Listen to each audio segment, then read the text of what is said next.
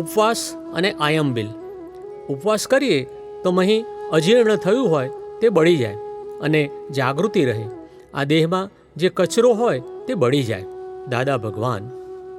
જ્ઞાની પુરુષ દાદા ભગવાને આહાર વિજ્ઞાન સંબંધિત વૈજ્ઞાનિક સમજ જગત સમક્ષ ખુલ્લી કરી છે. એક જિજ્ઞાસુ દાદાશ્રીને પૂછે છે, ભક્તિમાં ઉપવાસનું મહત્ત્વ શું છે? દાદાશ્રી કહે છે, ભક્તિ જુદી છે ને ઉપવાસ વસ્તુ જુદી બાબત છે. ઉપવાસ સાયન્ટિફિક છે, આયુર્વેદની ભલામણ છે. ઉપવાસથી શરીરનો કચરો બળી જાય એટલે જાગૃતિ વધે, અને જાગૃતિ વધે એટલે માણસ જ્ઞાનને પકડી શકે. આ જાગૃતિ લાવવા માટેના સાધનો છે. જે સાધનોથી જાગૃતિ ન આવે તે સાધનો નકામા છે. જે માણસોમાં જાગૃતિ નથી તે ઉઘાડી આંખે ઊંઘે છે. ખોરાકથી દારૂ થાય છે, તે ગેનમાં ને ગેનમાં ફર્યા કરે છે. ઉપવાસ કરે તો ગેન ઉતરે તો ખબર પડે કે ક્યાં નુકસાન થયું છે. ઉપવાસ કરીએ તો શરીરમાં જે અજીર્ણ થયું હોય તે બળી જાય અને જાગૃતિ રહે. આ દેહમાં જામી ગયેલો કચરો હોય તે બળી જાય અને કંઈ વિકારો થયા હોય તો એ વિકારો બાળી મૂકે. તેને લીધે માણસ સ્થિર થઈ શકે છે. જો ઉપવાસને દિવસે વાણીની બહુ છૂટ ના હોય, એટલે કે મૌન રહે, તો વાણીનો કચરો બળી જાય. મન આખો દિવસ પ્રતિક્રમણ કર્યા કરતું હોય એટલે બીજો બધો કચરો બળ્યા કરે, એટલે ઉપવાસ બહુ કામ લાગે. તે જિજ્ઞાસુ કહે છે, દાદા, જૈનો તો 80 ઉપવાસ કરે છે. દાદાશ્રી કહે છે, એ તો હઠથી આટલા બધા ઉપવાસ કરે છે. ભગવાને આવું કહ્યું નથી. શરીર બગડ્યું હોય તો 1-2 દિવસ ઉપવાસ કરજે તેવું કહેલું. ઉપવાસ તો ઉપયોગપૂર્વક થવો જોઈએ. મોક્ષને ઉપવાસને લાગતું વળગતું નથી. હઠથી ઉપવાસ કરે તે શરીર બગડે છે. શરીર ભારે હોય તો અઠ્ઠાઈ કરવી. જ્ઞાન હોય ને ઉપયોગપૂર્વક ઉપવાસ કરે તો કામ કાઢી નાખે. આખો દિવસ નવકાર મંત્રનું ધ્યાન ને બીજું ગુરુ હોય તો ગુરુ ધ્યાન, અને તીર્થંકર હોય તેનું ધ્યાન, અને આર્ત ધ્યાન અને રૌદ્ર ધ્યાન બંધ. આટલું હોય તો ઉપવાસ કરેલો કામનો. નહીં તો ભગવાને એને ઢોર લાંગણ કહ્યું છે. દાદાજી કહે છે કે ઉપવાસ પણ પ્રમાણમાં હોવા જોઈએ. શરીરના બંધારણ પ્રમાણે ઉપવાસ કરવા જોઈએ. ગમે તેમ ઉપવાસ કરવામાં આવે તેનો કોઈ અર્થ નથી.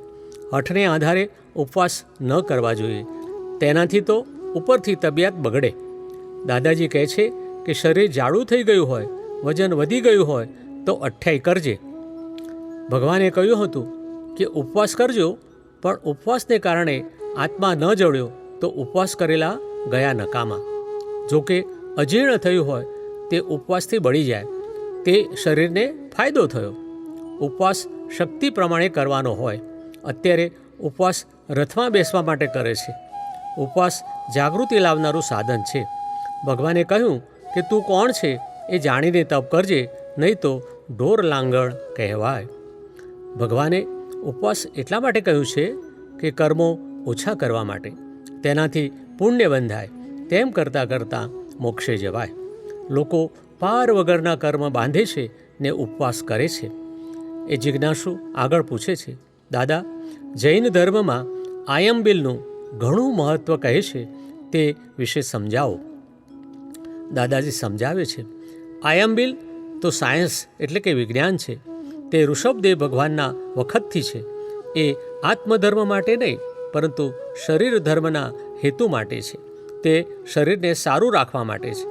જેના શરીરમાં ઝેરી દ્રવ્યોને કારણે શરીર સારું ના હોય તે આયંબિલ કરે.